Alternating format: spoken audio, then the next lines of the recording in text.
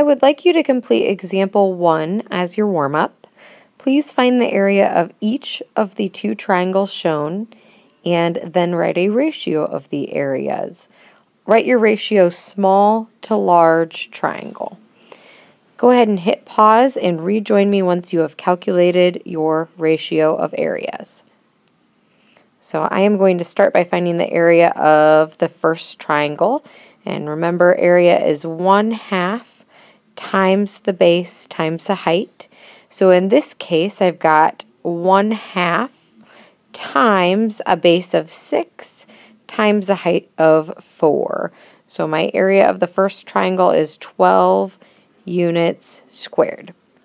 For my second triangle, filling in area equals 1/2 base times height, I also have 1/2 times 6 times 6. So my area is 18 units squared. We now need to compare the areas in order to write our ratio. So we've got 12 units squared, the small triangle, compared to 18 units squared, which is the larger triangle. And we can go through and simplify this to be 2/3, or you could write it as 2 to 3 using a colon. We would take either of these solutions. I would now like you to find the ratio of areas of the 2 figures shown in example 2. So go ahead and start by finding the area of each shape and compare them. Please hit pause and rejoin me once you have completed the problem. For my trapezoid, our area, remember, is base 1 plus base 2 divided by 2 times the height. In this case, our 2 bases are 4 and 8. We need to divide by 2 and multiply by our height of 10. Going through to simplify, we've got our area is 12 divided by 2 times 10, or 60 units squared. For the rectangle shown, your area is length times width, or base times height. So 10 times 6. And in this case, 60 units squared.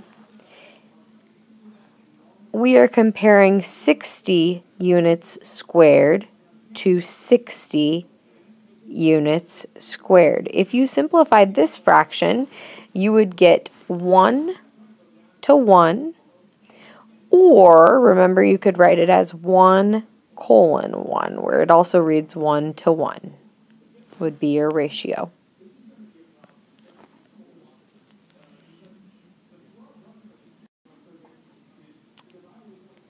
If 2 figures are similar, then the ratio of their areas is equivalent to the ratio of corresponding segments being squared. Now, corresponding segments can refer to a variety of pieces. One thing would be a median if you compare the medians of 2 similar figures, then they are corresponding segments. You could also look at altitudes as corresponding segments of similar figures. You could also use side lengths as corresponding segments. So when you look at your formula, you need to take the area 1 divided by area 2 and compare that to corresponding segment 1 divided by corresponding segment 2, and that whole quantity needs to be squared. Now you need to make sure you are consistent, that you are comparing in both of your numerators small and both of your denominators large, or vice versa in terms of the figure. So let's take a look at an example that uses this particular formula. So on example 3, it wants us to find the ratio of areas of the similar figures. And remember, when you're doing similar figures, the proportion that you can write legally would be comparing legal portions or parts of the two triangles. So segment AB would correspond with segment DE. Segment BC would correspond with EF.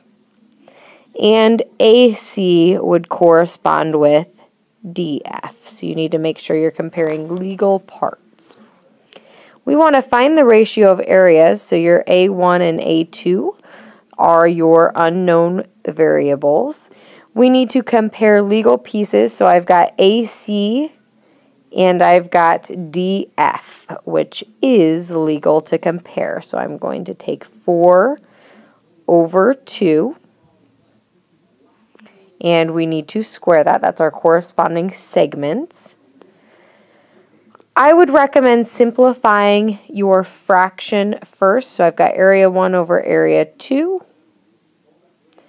equals, and 4 divided by 2 would be a 2 over 1. And notice I purposely left the 1 in the denominator because you want to end with a ratio, meaning a numerator and denominator.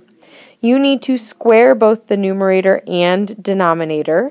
So your ratio of the areas for these two similar triangles would be 4 over 1, or a 4-to-1 ratio. Now notice we were able to find that ratio of areas without actually calculating the areas of the triangles. Another useful theorem that you will come into contact with is one that tells us that a median of a triangle divides the triangle into two triangles that have equal areas. So in this particular example, the area of triangle DAB is going to be equivalent to the area of triangle DBC.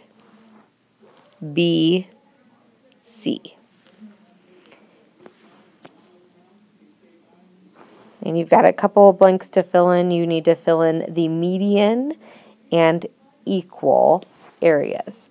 Remember, a median goes from the vertex to the midpoint of the opposite side.